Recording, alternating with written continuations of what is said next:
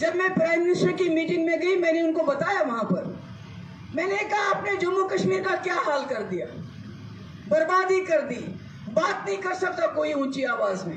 पहले तो सारे मुल्क का ये हाल वही है, छोटी सी बच्ची दिशा रवि हो या आपकी सुधा भारद्वाज हो या कोई और हो, कोई अखबार वाला कुछ लिखता है तो दूसरे दिन सोनू निगम, सोनू सूद, जिसने इतनी मदद की लोगों माइग्रेंट्स की, आज उसके यहाँ भी छापे पड़ रहे हैं। तो मुफ्ती साहब कहे कि मैं समझता हूँ महबूबा, ये जो बीजेपी है, वाजपेयी जी बड़े ही नेशनलिस्ट थे, ये बड़े देशभक्त है, ये मुल्क के मफाद के लिए, जम्मू कश्मीर के मफाद के लिए कुछ भी करेंगे। मैंने ये कहा पीएम से, मैंने कहा मगर आपने तो मुल्क का मफाद क्या, आपने तो जम्मू कश्मीर को ही तोड़ दिया, उसको बर्बाद कर दिया अपने वोटों के लिए, अपनी कुर्सी के लिए। यहाँ कुछ बीजेपी के लोग अगर सुनते हो, उनके लोग भी उस मीटिंग में थे, वो आपको बताएंगे कि मैंने ऐसा कहा कि नहीं कहा। मैंने कहा क्या रखा आपने, बर्बाद कर दिया सब कुछ, तबाह कर दिया सब कुछ। मैंने कहा आज हमारे किसान 8 महीने से, उसको शायद 7-8 महीने हो गए थे, बॉर्डर पे हैं, उनको उम्मीद है कि अगर हम बोलेंगे शायद आज नहीं तो कल हमारी बात सुनी जाएगी, मगर जम्मू कश्मीर के लोगों को ये उम्मीद ही नहीं है। किससे उम्मीद करें? उस सरकार से उम्मीद करें जिन्होंने उनकी पगड़ियां उछाली, चाहे वो मेरा यहाँ का डोगरा हो, चाहे कश्मीरी हो, चाहे गुजर हो, चाहे पहाड़ी हो, जिन्होंने हमारे मुंह से निवाला छीन लिया नौकरी का।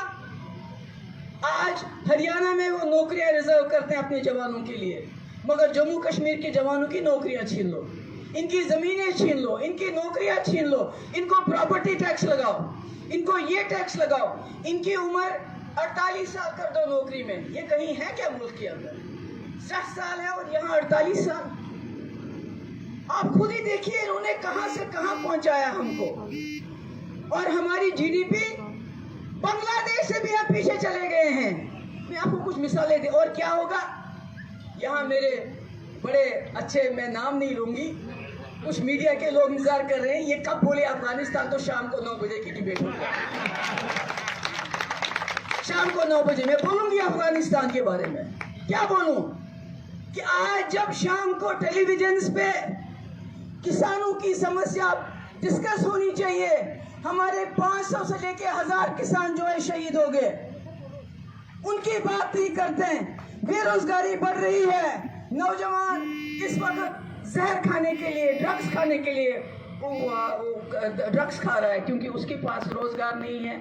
जैसा मेरे किसी बच्चे ने यहाँ बताया, मोदी जी ने कहा था हर साल 1.5 करोड़ नौकरियां दूंगा, मगर इतनी हालत कभी खराब नहीं हुई जितनी आज हो गई है। इन बातों पे बहस नहीं होती, बहस किस पे होती है? अफगानिस्तान, तालिबान। क्योंकि जितना यूपी का इलेक्शन नजदीक आएगा उतना तालिबान और अफगानिस्तान, और मेरे हिंदू भाइयों बचाओ, तालिबान आ रहे हैं, आपको खतरा है। अरे उनकी छोड़ो, अपने मुल्क की सुध लो। हमारे मुल्क में क्या हो रहा है? हमारे मुल्क में क्या हो रहा है? किसान 10 महीने से खजल हो रहा है।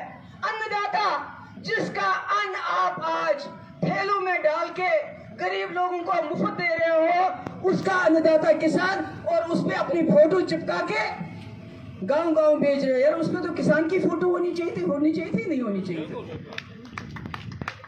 जितना पैसा एडवर्टाइज पे आप कहीं भी देख लीजिए, हर जगह इनके बिलबोर्ड्स लगे होंगे। आपने कभी डॉक्टर मनमोहन सिंह का बिलबोर्ड कहीं देखा था?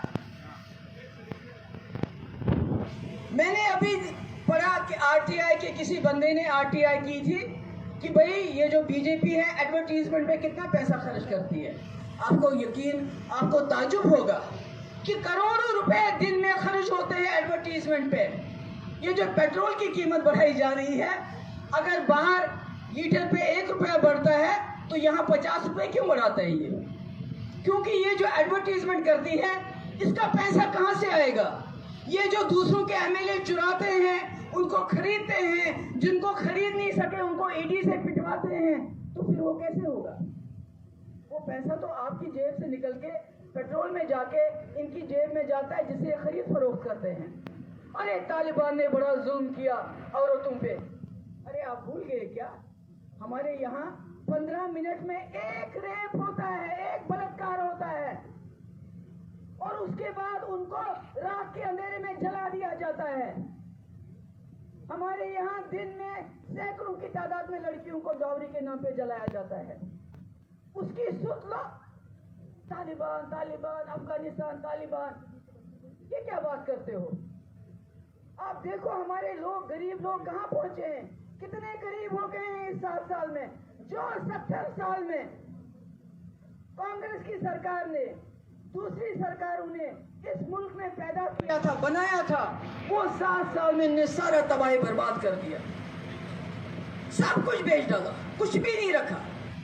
अभी देखिए यहाँ आज जम्मू के हमारे दुकानदार वो परेशान है कि रिलायंस वाले आ रहे हैं। अरे बाबा, इन्होंने जम्मू के दुकानदारों की दुकानदारी क्या छीनी? इन्होंने तो पूरे मुल्क को कंगाल कर दिया। इन्होंने तो पूरे मुल्क को कंगाल कर दिया। इन्होंने रखा क्या है? अभी नौकरी तो नहीं देते हैं। आईसीडी सेंटर्स जो हैं, आंगनवाड़ी वर्करों को बोलते हैं 1000 को निकाल दो। ये है इनका हाल, ये है इनका तरीका। सिर्फ अभी इलेक्शन नजदीक आएंगे, तालिबान तो मिल गया, ऊपर वाले ने मेहरबानी की, अफगानिस्तान भी मिल गया, अगर उससे भी काम नहीं चला तो पाकिस्तान खतरा। अरे वहां से वो आ रहे हैं, ड्रोन आ रहे हैं, ये हो रहा है। नहीं, चाइना की बात नहीं करेंगे, ना ना ना ना, चाइना तो आ गया वहां पर लद्दाख में, उसकी बात नहीं करेंगे, उससे वोट नहीं मिलने वाले हैं। अगर डराना है तो तालिबान से, अफगानिस्तान से, पाकिस्तान से डराओ, फिर कोई इधर उधर थोड़ा कुछ कर लो और वोट मांगो लोगों से। भूल जाते हैं ये लोग गंगा, जिसको इतना पवित्र समझते हैं हमारे मुल्क के लोग, उसमें लाशें फेंकी गई क्योंकि गरीबों के पास उनका अंतिम संस्कार करने के लिए कोई पैसा नहीं था। तो अब जब वहां के इलेक्शन होंगे तो वहां के जो मुख्यमंत्री है वो लोगों से क्या कहेंगे? क्योंकि नौकरियां तो उन्होंने दी नहीं, सड़कें तो बनाई नहीं, स्कूल तो दे दो, 2 वक्त की रोटी तो दे दो, उनके सर पे छत तो दे दो, उनको अच्छे अस्पताल तो दे दो, उनको अच्छे स्कूल तो दे दो।